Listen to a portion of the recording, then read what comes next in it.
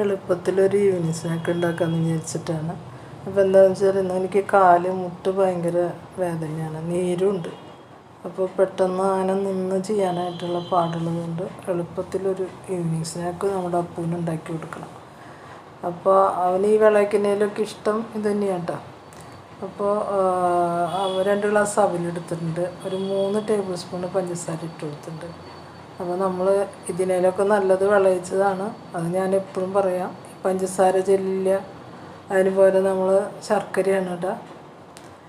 അപ്പോൾ ഇനി ചേർക്കാൻ പോകുന്നത് ഞാൻ അരമുറി നാളികേരമാണ്, ചെറിയ നാളികേരമല്ല, അതിൻ്റെ അരമുറി നാളികേരം. അപ്പോൾ അതൊക്കെ ഒരു ടേസ്റ്റ് കൂട്ടാൻ ഞാൻ ഒരു 1/4 മുറി ഇട്ടാലും മതി. പിന്നെ ഞാൻ ഇപ്പോൾ ടേസ്റ്റ് ഉണ്ടായിട്ട് പിന്നെ ജീരകം ഒരു 1/4 ടീസ്പൂൺ കഴുകി വൃത്തിയാക്കി ഞാൻ അതിലിട്ട് കൊടുത്തിട്ടുണ്ട്.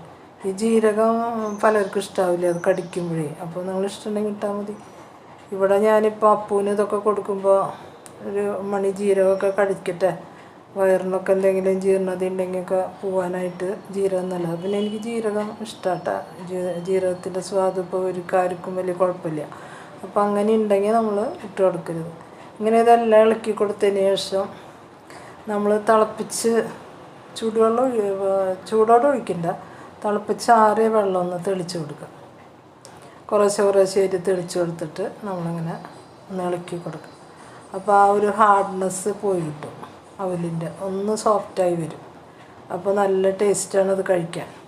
ഹെൽത്തി ആണെന്നൊന്നും ഞാൻ പറയില്ല, കാരണം ഇതിൽ ഇത്രയധികം പഞ്ചസാരയും ഇതൊക്കെ ചേരല്ലേ. മറ്റേതാകുമ്പോൾ നെയ്യും ഒക്കെ. പിന്നെ ചുമന്നാവില്ല എന്ന് മാത്രം, അത് കുറച്ച് ചെല്ലുകയാണെങ്കിൽ നല്ലതാണ്. അപ്പോൾ അപ്പൂന് ഭയങ്കര ഇഷ്ടമാണ് ഇത്.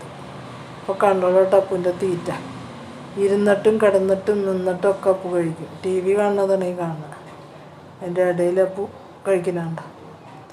ഇത് കാണാനാണ് എനിക്കിഷ്ടം. അപ്പോൾ വയ്യെങ്കിൽ എനിക്ക് ഇവരൊക്കെ ചീത്ത പറയുന്നത്, മതി അവിടെ ഇരിക്കുക എന്ന് പറയും.